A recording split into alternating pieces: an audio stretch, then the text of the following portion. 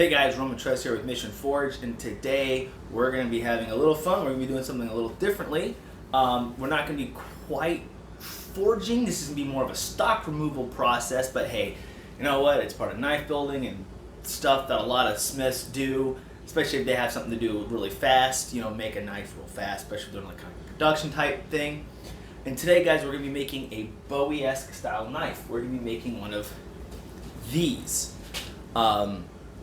This here is part of my GunSlinger knife series that I'm making, and I have to make a few of these, and I got one more to make, I believe. So we're gonna go ahead and we're gonna do the whole thing. So this video is just gonna be a one-stop shop on me showing you how to do it. So a little quick before we go and do this knife.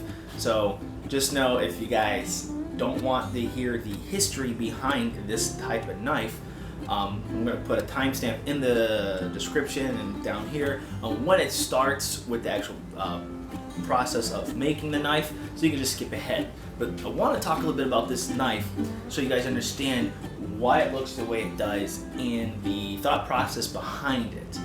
Alright, so the first thing is that a Bowie knife is actually just a regular clip point knife, right? It was made famous by Bowie himself, not David Bowie, the singer, and especially during the Battle of the Alamo, and that was kind of the big thing there. So, and he popularized it because he got into a knife fight, and this is what he used, and he won. Now, the Bowie knife was initially described as being an overall length about 12 inches long, the blade itself only being about 9 inches with a flat back with a clip point on there, right, with a nice gradual curve for the tip. See, this is a historically inspired knife, so it's not going to be historically accurate necessarily. Alright, so most knives back in the 1800s, actually even earlier than that, to early 1900s, for regular everyday use and kind of like carry, they were about a 16th to an 1/8 of an inch thick. So they were not very thick knives to begin with. They were actually pretty thin knives. You gotta remember, steel back then was still expensive. So people were not carrying around real big, thick, heavy steel things. While steel was being popularized, it was more abundant than it was in the past. It was still expensive. A lot of things were still cast iron. You still saw cast iron wagon wheels, cast iron anvils, even cast iron hammers, stuff like that, because that was still easier and cheaper to make. Well, a knife, in order to hold an edge, had to be a high carbon steel. So steels themselves were fairly expensive at the time. Now, most knives were, like I said, 16 to an 1/8 of an inch thick, to include typical clip point knives. Now, this one here is an 1/8 of an inch thick. It's pretty thin, and when most people think Bowie knife, they think 1/16 of an inch, or like this one here I'm in the process of making, or 1/4 inch thick steel, which is pretty thick itself, okay? That's what most people think, and that is not necessarily inaccurate as well. So let me explain this. When you were in a city or a town and you were concealed carrying a weapon, people were carrying more knives generally than they were carrying a type of gun. A lot of towns and ordinances had anti-gun type laws against that, because the Second Amendment, you know, times were different back then. People were still allowed to have guns and stuff like that, but for carrying a gun, it was kind of clumsy and stuff like that. It was easier to carry a knife. But they were carrying relatively small and light knives as a concealed carry type weapon. You didn't want to have this big, heavy, bulking thing. In fact, it's believed that a lot of knives like this, the reason why this is about the max length a Bowie knife would get is because it would be carried under the arm, and you didn't want it to have it extend too far down, you know, otherwise it would become like a short sword. And actually, I believe his name is Matt Thiessen from Scholar Gladiatoria. Check out his channel. Really good channel. He gets in a lot of history about knives, stuff down, and a few with the Bowie knives. He makes a good point, which is that it would be carried, you know, a lot of people back then wore coats, even when they're doing field work, and it would be hidden under the arm, under the coat, so that way it was concealed. So it wouldn't be necessarily super long. So about the blade length would be about 7 to 9, maybe 10 inches long for the blade, but the overall length of the knife would be about 12, maybe 13 inches. That's about as long as it would get. And the reason knives were still thin, not just because it was expensive, but a lot of people were using them for cutting, filleting the meat, filleting fishes, stuff like that. In fact, the bigger the knife got, it just became more of a butcher knife. And actually, a Bowie knife originally was just called a big butcher knife. It was not called a Bowie knife or Bowie knife, however you want to describe it. That didn't become popular until after his death. Now, a couple of things I want to point out here. The guard. Most Bowie knives or clip point knives, even back in the mid to late 1800s, they did have a guard on there, and the guards varied widely. I mean, there wasn't a single style guard that was on every single knife. Some knives you saw like what I have here, which is a simple, I don't know how well you can see it, but just like a round type guard deal, definitely more blocking the fingers here than the thumb. So, and that was just the design I went with. The guards were various types. You had D guards where it went around completely around the hand. You had guards where it looked almost like what it would be like on a sword or a spear. It had them where they hooked up to help catch and stuff like that. So there was many different guards. And the type of handle that was on the Bowie knives also varied from region to region, because a lot of people would purchase their knives and it would be just a blank knife. They wouldn't be necessarily come with a handle, because that would make the knife more expensive. People would just use whatever handled material they had back then. It would be local wood, the type wood. So if you were here in the South, you might see more oak, like a white oak deal. If you were out west, California, they showed redwood handles on them. Birchwood was even used on them, stuff like that. It was just whatever they had. And also, they would also then use bone and antler and whatever, animal type material for the handle. So the handle material is not necessarily important when it comes to a Bowie knife to be historically accurate. If you want to make it historically accurate, you would have to find material that was used in that particular region, because like I said, a lot of knives were just handled by the owner, were handled or made by the owners who bought the blade itself. Now, how the handle was attached also varied. A lot of times there wasn't a type of adhesive that like we use today, such as a two-part epoxy, which would be put on there. They did have some type of different epoxies back then, use like kind of like a rice resin epoxy and stuff like that. But most of the time what they did was they would just put a pin or two in through the handle or the tang, and then they would just rivet the ends on it. So the ends would be kind of mushroomed out. They'll hold the scale together. In fact, there's some, not all, okay, very professional knife makers back then didn't do that, but we're talking about local people who bought a knife. The handle wasn't necessarily nice and smooth, you couldn't feel the pins or anything like that, because they were more about the functionality of the knife more so than the comfortability of the knife itself. So, if they felt a couple little bumps where the pins were at, that's not a big deal. Can it still cut? Absolutely. That was kind of the goal of it. So, the gunslinger knife that we're going to be making today is historically inspired, because we're going with the typical everyday carry of 1/8 to 16th of an inch, 16th of an inch to an 1/8 thick knife. We're going to go with the traditionally, 9-inch length blade, overall length knife about 12 inches with the type of guard on there. Now, kind of want to point out some things here. Here's what makes it historically inaccurate, because I'm going to be honest with you guys, this knife is not historically accurate. What makes it historically inaccurate is that if I'm using the term gunslinger, you're thinking about outlaws and bandits, people who were, breaking the laws, robbing trains and stuff like that. These guys would be out in the woods, in the craft, out in the wild, if you will, in a wilderness, more so than they were probably hanging out in towns and cities where they could possibly be arrested, or at least they're doing a long period of time out in the woods. Woodsmen were in the same boat as this. This knife would be too thin for what they would be using. Those knives had to be thicker, more like the other one I showed you, about about 1/4 of an inch thick or so, 3/16 of an inch thick, because they needed more steel for more durability. If that was too thin, and they were hacking into logs. They risked bending or breaking the knife. Plus, they needed a lot more metal to keep it sharp and stuff like that. It's going to be used a lot more. Also, when they encountered indigenous people, the Native Americans here in the U.S., this was going to become a fighting weapon. Once they ran out of rounds or ammo in their firearms, they would maybe be required to use their knife here to engage them to fight. So essentially, it becomes almost like a short sword dagger, and that's where you were seeing bigger guards on there to protect their hands. So it had to have the durability to hack into logs. They also had to be sharp enough to cut their meat and stuff like that, and potentially fight, natives or other people, other road bandits or whatever. So that would be more accurate and historically accurate to have this thickness.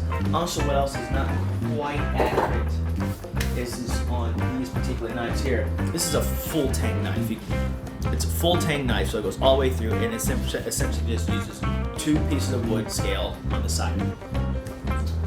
Most knives, Bowie knives, or clip point knives back in the day, were not full tang knives. They tended to be like a partial tang or a hidden tang knife. Just because, again, cost material to produce a knife, and it was easier back then to get a block of wood, hollow it out a little bit, stick the knife handle in there with a single pin, and then there you go. And then you can shape the wood to however it was more comfortable for you.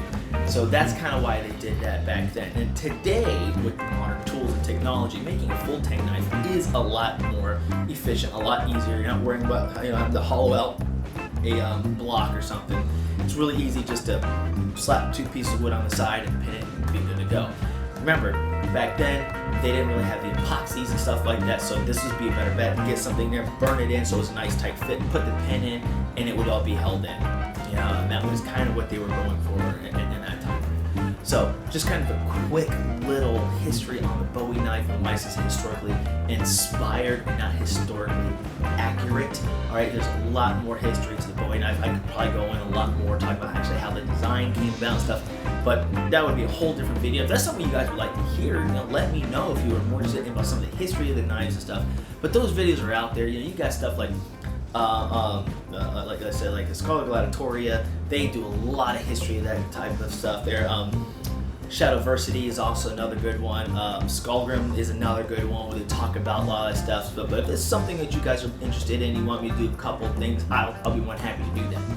But I wanted to kind of tell you the reasoning behind this design and look and everything on this knife here. So we're going with the Bowie knife, because that, when you think gunslinger, you think Bowie, but think cosplay in this case here. So we're going thinner. It's still fully sharpened. It's hard steel, 1095 steel, mild steel guard. This is a white oak handle that's been stained darker. We're leaving it dark because we want to give it that. I like my knives to be dark like that anyways, but we're leaving it dark because it will prevent the rust. And I would think use and wear. It's supposed to have that wear look, so we're not worried about it if it's got a little scratches or scrapes, because it's supposed to have that look to it. Quarter inch pin, brass pins holding it on. So that's what we're going to be doing. So first things first, now that we're getting started making this knife, and if you jumped ahead, hi. Alright, so you need to get yourself a piece of 1095 or similar, it can be 1075, 1080, 1060 series steel, it doesn't matter. 1.5 inches wide to about an eighth of an inch thick, 12 inches long.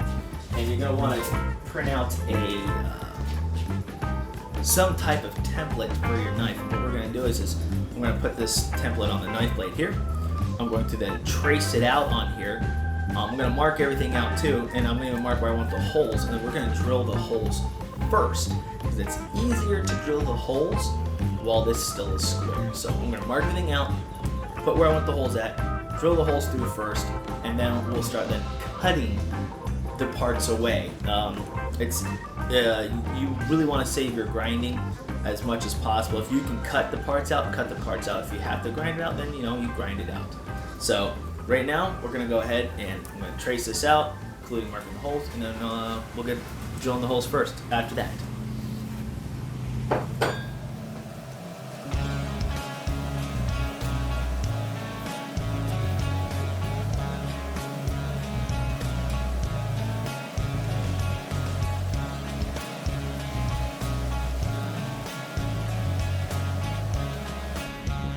Okay, so see here, we got the design made up. Alright, so you'll notice this doesn't have anything here. That's because when we cut it off, this can be the premise of the whole knife itself. You know, as you can see here, you know, we don't need to do anything up top here. We don't need to do much down here except grind it. You know, we'll make sure it's flat and everything. Now, traditionally, Bowie knives were 2 inches wide, not 1.5 inches. But again, think cosplay. So now the next step we're going to go ahead and do is I'm going to mark these spots a little bit darker. What we're going to go ahead and do is I'm going to center punch these spots here, so it makes it easier for me to drill. Now, something else I want to point out, so I did mess up on this side here. Not much, you probably can't see the mess up, but the point on this side here isn't quite there. And you know, back here I got all this extra room. So if I moved it down, it worked. If you make a mistake like I do, make sure you do something, and just like so, you mark it so you know, hey, this is not the side that you're wanting to work on.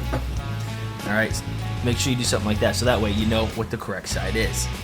All right, next, I'm gonna go ahead and center punch these, so that way it will be nice and easy for me to drill.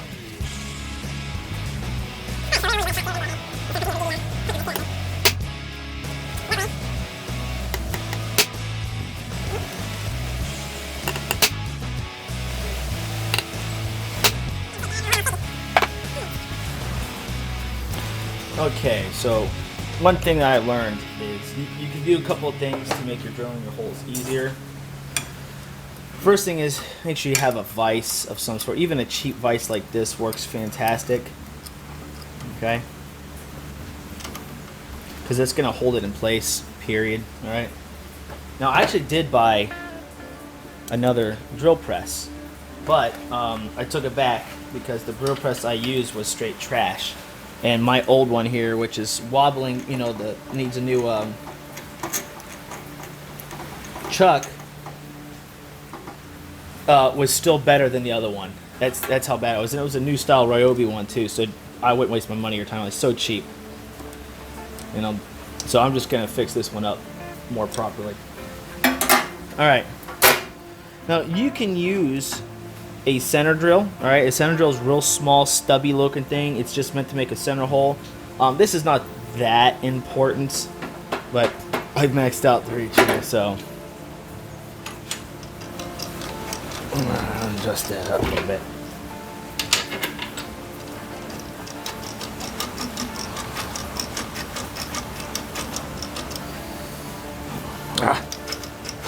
Yeah, that's the only problem I have with this one. One of the only problems I had with this one here. Okay, now line that up with one of the holes here. Now the good thing with the center punch is it's going to prevent this bit from walking around. It's going to keep it right into that one spot.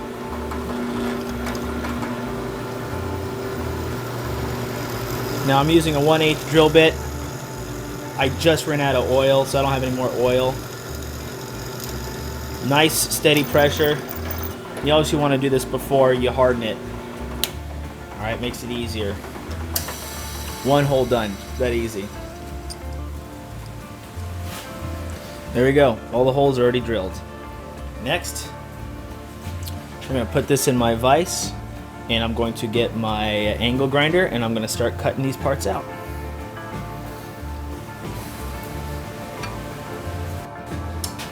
People of America, I did something stupid again. You know, and I made this mistake before. These holes I drilled for the tang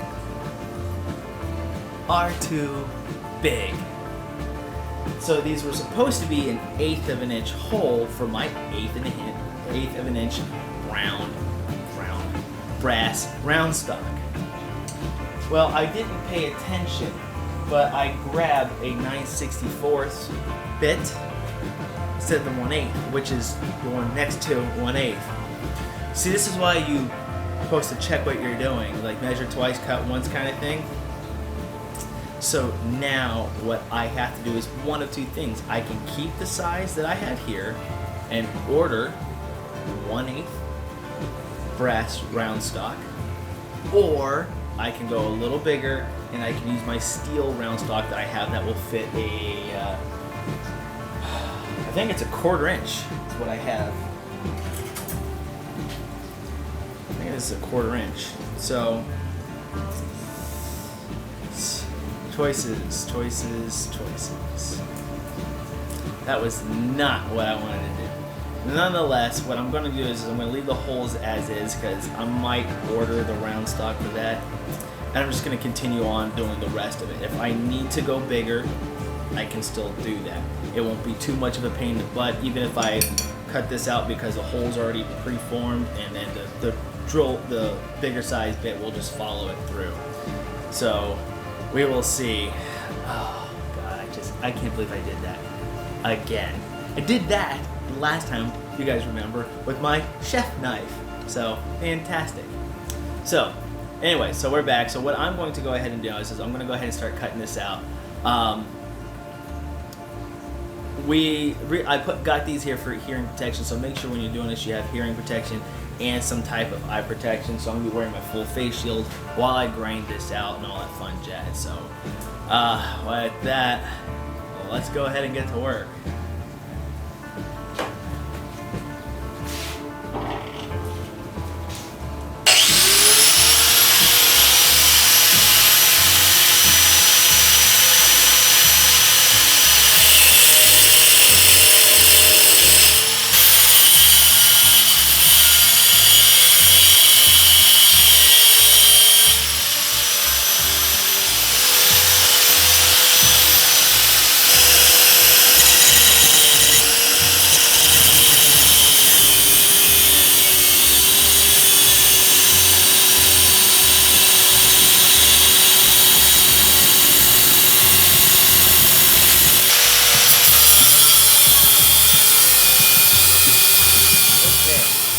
Got it pretty much roughly profiled out how we want it. That's the bad side, this is the good side here. So you can still see we got some cleaning up to do. After I got it done using the angle grinder and I use a cutting wheel, I cut it down. Then I put a grinding wheel on and then just kind of roughly got some of the spots out and everything there. We are going to still need to go through and touch it up and everything with the grinder. Now, we're going to be using my brand new 2x72 grinder to do this on, which I'm excited. I did test it out real quick. I made a real simple railroad track knife the other day to kind of test it. I got to cut this part off, but it's pretty cool. It works. So, we're going to go ahead and put a 36 grit billet on this thing here, and we're going to use that to kind of finish profiling everything real quick. You know, get this nice and curved here, get the clip point in there. We're going to do all that fun stuff. So, you want to throw a belt on, and then we will get to work on getting this profile. I lied, I threw a 60 grit on. 36 might have been just a little too much. I think 60 is going to be too much, to be honest, but we'll find out, won't we? So, this on again, and I'm going to throw my respirator on because this is going to throw up a lot more metal dust and stuff than the other grinders.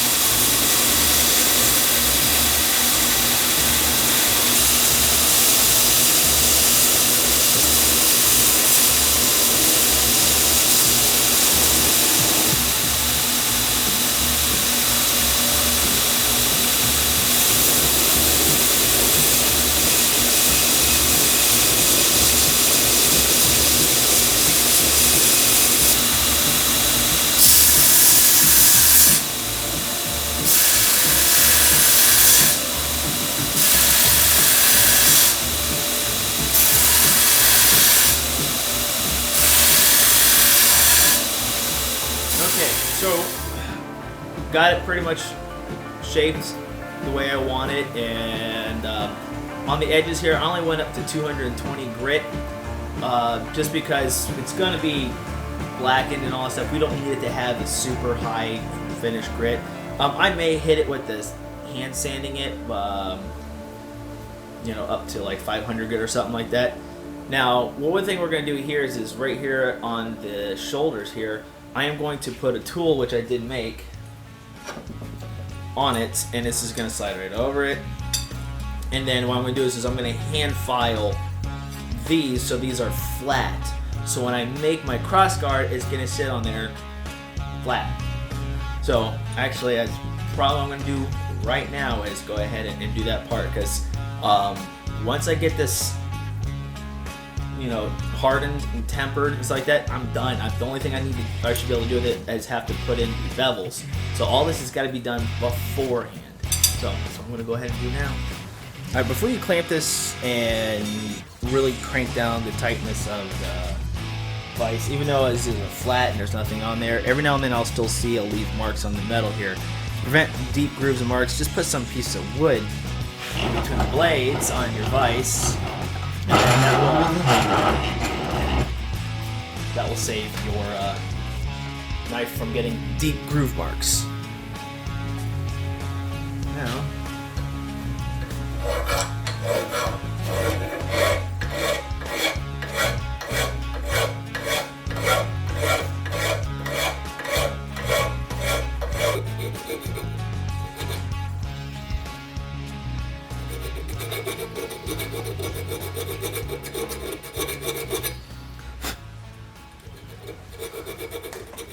okay guys, I know I said this was going to be like just one long video thing, and the truth is that it's a stupid idea, and I'm not going to do that. Instead, this is probably going to be multi-part video for this particular knife. Just because the first part here with me explaining the history of it and everything alone is going to probably be quite a chunk of a video. So I'll break this up into multi-parts videos, probably like, you know, like today was just the blade section, you know, the next video is going to be the guard, and after that will probably be like the handle, putting it assembled or something like that, probably like a 3-part video or something. So with that, guys, hopefully you found this video helpful and entertaining or whatever. If you guys did, go ahead and make sure you hit that like button. Also, got any comments or suggestions, leave them down below. Like if you want more history-based stuff, information on knives and how they develop, let me know about that. Also, don't forget to click that subscribe button and hit that bell for more notifications. With that, guys, thanks for watching, and I'll see you later.